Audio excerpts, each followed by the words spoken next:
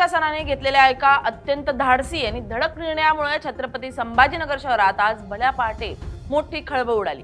नाशिक येथील नामांकित टीसीएस कंपनीतील बहुचर्चित आणि संवेदनशील कथित धर्मांतर प्रकरणातील मुख्य संशयित महिला आरोपी निदा खान हिला आपल्या घरात आश्रय दिल्याचा आरोप असलेल्या AIMIM या पक्षाचे माजी नगरसेवक मतीन पटेल यांच्यावर प्रशासनाने आतापर्यंतची सर्वात मोठी कारवाई केली आहे। मतीन पटेल यांनी ज्या घरात निदा खान हिला लपून ठेवलं होतं ते संपूर्ण आलिशान घर आणि त्यांचं संपर्क कार्यालय अनधिकृत असल्याचं स्पष्ट करत छत्रपती संभाजीनगर महापालिकेनं आज पहाटेच्या सुमारास संपूर्ण पोलीस बंदोबस्तात बुलडोझर चालवून पूर्णपणे जमीनदोस्त केले। छत्रपती संभाजीनगर खंडपीठात या प्रकरणी कालच महत्त्वाची सुनावणी झाली होती, ज्यामध्ये न्यायालयाने पुढील तारीख दिली असली तरी कारवाईवर कोणती स्थगिती आदेश दिला नव्हता। न्यायालयाच्या या भूमिकेचा कायदेशीर फायदा घेत महापालिका प्रशासनाने अत्यंत गुप्तता पाळत ही मोठी मोहीम फत्ते केली आहे। या कारवाईमुळे केवळ शहरातील राजकीय वर्तुळातच नव्हे तर संपूर्ण महाराष्ट्रात खळबळ माजली असून गुन्हेगारांना पाठीशी घालणाऱ्या लोकप्रतिनिधींना हा प्रशासनाचा सर्वात मोठा इशारा मानला जातोय। तर दुसरीकडे दडपशाहीचाही आरोप होतोय, त्यामुळे हे प्रकरण आता चांगलंच पेटलंय। नमस्कार, मी स्नेहल चौधरी, आपण पाहतात LS मराठी। या संपूर्ण प्रकरणाची पाळमुळं नाशिक येथील बहुचर्चित टीसीएस कंपनीतील धर्मांतर आणि ब्लॅकमेलिंग रॅकेटशी जोडलेली आहे। नाशिकच्या एका नामांकित तंत्रज्ञान कंपनीमध्ये काम करणाऱ्या काही तरुणींना जाळ्यात ओढून त्यांचा छळ करून आणि त्यांच्यावर मानसिक दबाव आणून त्यांचे सक्तीनं धर्मांतर करण्याचा एक मोठा कट काही दिवसांपूर्वी उघडकीस आला होता। या आंतरजिल्हा रॅकेटची मुख्य सूत्रधार आणि संशयित आरोपी निदा खान ही गुन्हा दाखल झाल्यापासून पोलिसांना गुंगारा देत फरार होती। नाशिक आणि राज्यभरातील पोलीस तिचे धागेदोरे शोधत असतानाच ती छत्रपती संभाजीनगर शहरातील नारेगाव परिसरात MIMचे माजी नगरसेवक मतीन पटेल यांच्या निवासस्थानी लपून बसल्याची खात्रीशीर माहिती पोलिसांना मिळाली। त्यानुसार पोलिसांनी 7 मे रोजी मतीन पटेल यांच्या घरावर छापा टाकून अत्यंत नाट्यमय रीतीने निदा खान हिला अटक केली होती। एका गंभीर गुन्ह्यातील आणि आंतरजिल्हा रॅकेट चालवणाऱ्या फरार आरोपीला स्वतःच्या घरात आश्रय देणं, तिला पोलिसांपासून लपून ठेवणं आणि तपासात अडथळा आणणं या कारणास्तव पोलिसांनी मतीन पटेल यांनाही या गुन्ह्यामध्ये सहआरोपी केले। लोकप्रतिनिधी असलेल्या व्यक्तीनेच अशा प्रकारे गुन्हेगाराला राजाश्रय दिल्यानं संपूर्ण शहरातून आणि राजकीय क्षेत्रातून मतीन पटेल यांच्यावर तीव्र संताप व्यक्त केला जात होता आणि त्यांच्यावर कठोर कारवाई करण्याची मागणी सातत्यानं होत होती। गुन्हेगाराला आश्रय दिल्याचे प्रकरण समोर आल्यानंतर छत्रपती संभाजीनगर महापालिकेच्या नगर रचना विभागाने आणि अतिक्रमण हटाव पथकाने मतीन पटेल यांच्या नारेगाव येथील मालमत्तांची तातडीने तपासणी सुरू केली।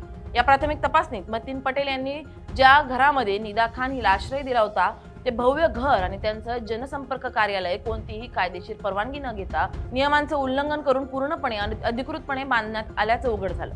महानगरपालिकेनं तातडीनं मतीन पटेल यांना महाराष्ट्र प्रादेशिक व नगर रचना अधिनियम अंतर्गत नोटीस बजावली आणि हे अनधिकृत बांधकाम स्वतःहून काढून घेण्याचे आदेश दिले। मात्र या नोटीसीला उत्तर देण्याऐवजी आणि कायदेशीर प्रक्रियेला समोर येण्याऐवजी मतीन पटेल यांनी या संभाव्य तोडक कारवाईपासून स्वतःचा बचाव करण्यासाठी तातडीनं मुंबई उच्च न्यायालयाच्या छत्रपती संभाजीनगर खंडपीठात धाव घेतली। मतीन पटेल यांच्या वकिलांनी न्यायालयात याचिका दाखल करून महानगरपालिकेने दिलेली नोटीस बेकायदेशीर असून राजकीय सूडबुद्धीने ही कारवाई केली जात असल्याचा दावा केला आणि या तोडक कारवाईला अंतरिम स्थगिती देण्याची मागणी केली।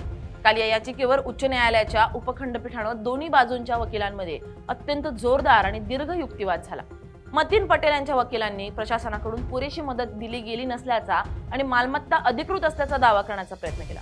दुसरीकडे महानगरपालिकेच्या वकिलांनी न्यायालयात सर्व कायदेशीर पुरावे, मोजणीचे नकाशे आणि बांधकाम मंजुरीचे कोणतेही दस्तावेज उपलब्ध नसल्याची वस्तुस्थिती न्यायालयासमोर मांडली।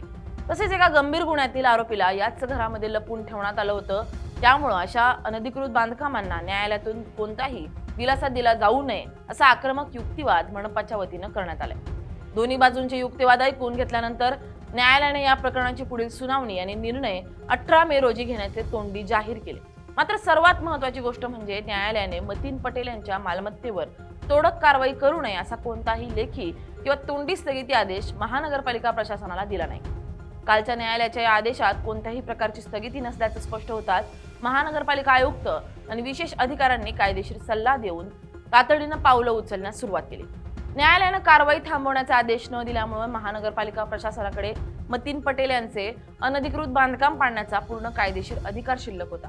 18 मे रोजी न्यायालय काय निर्णय घेईल यावर वाट न पाहता प्रशासनाने आपल्या विशेष अधिकारांचा आणि कायद्यातील तरतुदींचा वापर करून तात्काळ तोडक कारवाई करण्याचे निश्चित केले। या मोहिमेची माहिती लीक झाल्यास मतीन पटेल यांचे समर्थक मोठ्या संख्येने गोळा होऊन कायदा व सुव्यवस्थेचा प्रश्न निर्माण करू शकतात ही शक्यता ओळखून मनपा आयुक्त आणि पोलीस आयुक्तांनी अत्यंत गुप्तता बाळगली. काल रात्री उशिरापर्यंत मनपा मुख्यालय आणि पोलीस आयुक्तालयात बैठकांचं सत्र सुरू होतं. मोहिमेचे नियोजन अशा प्रकारे करण्यात आलं की शहरातील नागरिकांना किंवा राजकीय कार्यकर्त्यांना याची पुसटशी कल्पनाही आली नाही. भल्या पहाटे जेव्हा संपूर्ण शहर गाढ झोपेत होतं तेव्हा मनपाचे अतिक्रमण हटाव पथक, अजस्र जेसीबी, पोकलेन मशीन आणि शेकडो कर्मचाऱ्यांचा ताफा नारेगावच्या दिशेनं रवाना झाला. या धडक कारवाईसाठी प्रशासनाने प्रचंड मोठी पूर्वतयारी केली होती. संभाव्य हिंसक पडसाद किंवा विरोध मोडून काढण्यासाठी घटनास्थळी आणि संपूर्ण नारेगाव परिसरात तब्बल 120 पेक्षा जास्त पोलीस कर्मचाऱ्यांचा, दंगल नियंत्रण पथकाचा आणि राज्य राखीव पोलीस दलांच्या तुकड्यांचा कडेकोट बंदोबस्त तैनात करण्यात आला. यासोबतच महापालिकेचे 150हून अधिक अधिकारी आणि कर्मचारी प्रत्यक्ष कारवाईसाठी मैदानात उतरले होते. मनपाच्या पथकानं मतीन पटेल यांच्या निवासस्थानाबाहेर पोहोचून संपूर्ण परिसराला वेढा घातला आणि वाहतूक पूर्णपणे वळवली. त्यानंतर पथकानं मतीन पटेल यांच्या अनधिकृत घराच्या आणि संपर्क कार्यालयाच्या भिंतीवर एकाच वेळी 10 जेसीबी आणि 2 प्रचंड मोठ्या पोकलेन मशीनच्या साहाय्यानं प्रहार करण्यास सुरुवात केली. पहाटेच्या शांततेत सुरू झालेल्या या बुलडोझरच्या आवाजानं परिसर दणाणून गेला आणि काही वेळातच मतीन पटेल यांचा संपर्क कार्यालय आणि घराचा मोठा हिस्सा पत्त्याच्या बंगल्यासारखा कोसळला. या संपूर्ण तोडक कारवाई दरम्यान घटनास्थळी एक अत्यंत वेगळं आणि नाट्यमय चित्र पाहायला मिळालं, ज्याने सर्वांचंच लक्ष वेधून घेतलं. एरवी अशा मोठ्या राजकीय नेत्यांच्या मालमत्तांवर कारवाई करताना त्यांचे समर्थक मोठ्या प्रमाणावर घोषणाबाजी करतात, पोलिसांवर दगडफेक करतात आणि प्रशासकीय अधिकाऱ्यांशी हुज्जत घालतात. मात्र मतीन पटेल यांच्या बाबतीत परिस्थिती पूर्णपणे उलटी होती. मनपाचं पथक आणि पोलीस फौजफाटा कारवाईसाठी मतीन पटेल यांच्या घराबाहेर पोहोचताच त्यांच्या कुटुंबातील सदस्य आणि काही स्थानिक नागरिक घराबाहेर आले. त्यांनी प्रशासकीय अधिकाऱ्यांशी वाद घालण्याऐवजी किंवा दगडफेक करण्याऐवजी अत्यंत शांततापूर्ण मार्ग अवलंबला. मतीन पटेल यांच्या कुटुंबियांनी मनपाच्या कारवाई करणाऱ्या अधिकाऱ्यांचे पुष्पहार घालून स्वागत केले आणि त्यांच्या हातामध्ये भारताच्या संविधानाची प्रत सोपवली. या गांधीगिरी स्टाईल आंदोलनाद्वारे त्यांनी प्रशासनाचा आणि या कारवाईचा निषेध नोंदवण्याचा प्रयत्न केला. आम्ही कायद्याचा आदर करतो आणि संविधानावर आमचा विश्वास आहे हे दाखवण्यासाठी त्यांनी हा मार्ग निवडल्याचं सांगितलं. मात्र अधिकाऱ्यांनी या भावनिक राजकारणाला बळी न पडता संविधानाचा आदर करत आपले कायदेशीर कर्तव्य चोख बजावले आणि तोडक कारवाई कुठेही न थांबवता सुरूच ठेवली. महापालिकेच्या या बुलडोझर कारवाईमुळे केवळ मतीन पटेल यांचं घर आणि कार्यालय जमीनदोस्त झालं नाही, तर त्यांचे राजकीय भविष्यही आता पूर्णपणे धोक्यात आले. मतीन पटेल हे MIM पक्षाचे माजी नगरसेवक असून आगामी निवडणुकांच्या पार्श्वभूमीवर ते पुन्हा एकदा निवडणुकीच्या रिंगणात उतरण्याच्या तयारीत होते. मात्र या कारवाईनंतर महापालिका प्रशासनाने त्यांच्यावर आणखी एक मोठा कायदेशीर बडगा उगारण्याची तयारी सुरू केली आहे. मतीन पटेल यांनी जेव्हा महानगरपालिकेची निवडणूक लढवली होती तेव्हा त्यांनी निवडणूक आयोगाकडे सादर केलेल्या अधिकृत शपथपत्रात याच घराचा पत्ता आपला अधिकृत पत्ता म्हणून नोंदवला होता. आता हेच घर पूर्णपणे अनधिकृत आणि बेकायदेशीर असल्याचं महानगरपालिकेच्या अधिकृत कारवाईत सिद्ध झालंय. महाराष्ट्र महानगरपालिका अधिनियमातील कठोर कायदेशीर तरतुदींनुसार जर एखाद्या लोकप्रतिनिधीनं किंवा नगरसेवकानं स्वतः अनधिकृत बांधकाम केलं असेल किंवा ते अनधिकृत मालमत्तेत राहत असेल तर त्याचे लोकप्रतिनिधित्व किंवा नगरसेवक पद रद्द ठरवण्याचा अधिकार प्रशासनाला आहे. या संदर्भात छत्रपती संभाजीनगरचे महापौर समीर राजूरकर यांनी प्रसार माध्यमांशी बोलताना अत्यंत महत्त्वाची माहिती दिली आहे. महापौर राजूरकर यांनी स्पष्ट केलंय की गुन्हेगारांना पाठीशी घालणाऱ्या आणि शहरात अनधिकृत बांधकामं करून कायदा हातात घेणाऱ्या कोणत्याही व्यक्तीची गय केली जाणार नाही. मतीन पटेल यांनी निवडणूक शपथपत्रात ज्या घराचा उल्लेख केला होता ते घर कायदेशीर चौकशीत अनधिकृत आढळल्यामुळं आणि आज त्यावर तोडक कारवाई झाल्यामुळं त्यांचे माजी नगरसेवक पद आणि भविष्यात निवडणूक लढवण्याची पात्रता रद्द करण्यासाठी मनपा प्रशासनाकडून राज्य निवडणूक आयोगाकडे तातडीनं रीतसर प्रस्ताव पाठवला जाणार आहे. या कायदेशीर प्रक्रियेमुळे मतीन पटेल यांचे राजकीय करिअर पूर्णपणे संपुष्टात येण्याची दाट शक्यता निर्माण झाली आहे. गुन्हेगाराला आश्रय देण्याच्या एका चुकीच्या निर्णयामुळे मतीन पटेल यांना आर्थिक, सामाजिक आणि राजकीय अशा तिन्ही आघाड्यांवर प्रचंड मोठ्या नुकसानीला सामोरं जावं लागतंय. आज दिवसभर सुरू असलेल्या या महाकारवाईची चर्चा केवळ छत्रपती संभाजीनगर शहरातच नव्हे तर संपूर्ण राज्याच्या राजकीय आणि सामाजिक वर्तुळात अत्यंत वेगानं पसरली आहे. नाशिकच्या TCS कंपनीतील कथित धर्मांतर प्रकरणाचे गांभीर्य लक्षात घेता राज्य सरकारनेही या प्रकरणांवर बारीक लक्ष ठेवले होते. मुख्यमंत्र्यांनी आणि गृहमंत्र्यांनी यापूर्वी स्पष्ट केलं होतं की राज्यातील महिलांच्या सुरक्षेशी खेळणाऱ्या आणि सक्तीनं धर्मांतर घडून आणणाऱ्या रॅकेटचा समूळ उच्चाटन केला जाईल. अशा परिस्थितीत या रॅकेटमधील मुख्य आरोपीला छत्रपती संभाजीनगरमध्ये आश्रय मिळणं ही बाब अत्यंत गंभीर होती.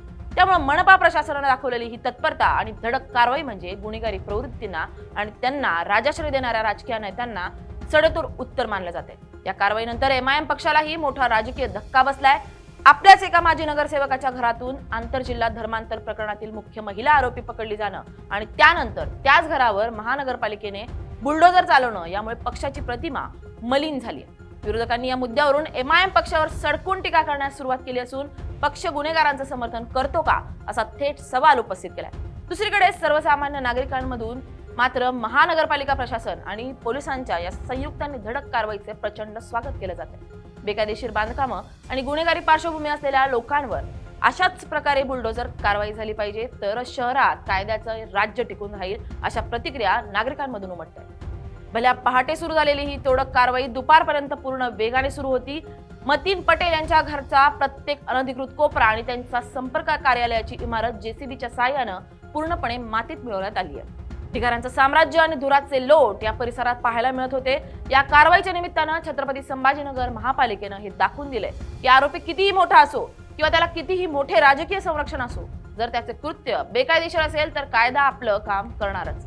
न्यायालयाने कोणतीही स्पष्ट स्थगिती न दिल्याचा फायदा घेत अत्यंत अचूक टायमिंगवर केलेली ही कारवाई शहरातील अतिक्रमण करणाऱ्यांच्या आणि गुन्हेगारांच्या छातीत धडकी भरवणारी ठरली आहे। आता 18 मे रोजी होणाऱ्या न्यायालयीन सुनावणीत न्यायालय काय भूमिका घेतं आणि मतीन पटेल यांच्या नगरसेवक पदाबाबत निवडणूक आयोग काय निर्णय घेतं याकडे सर्वांचे डोळे लागले। Bureau report LS Marathi.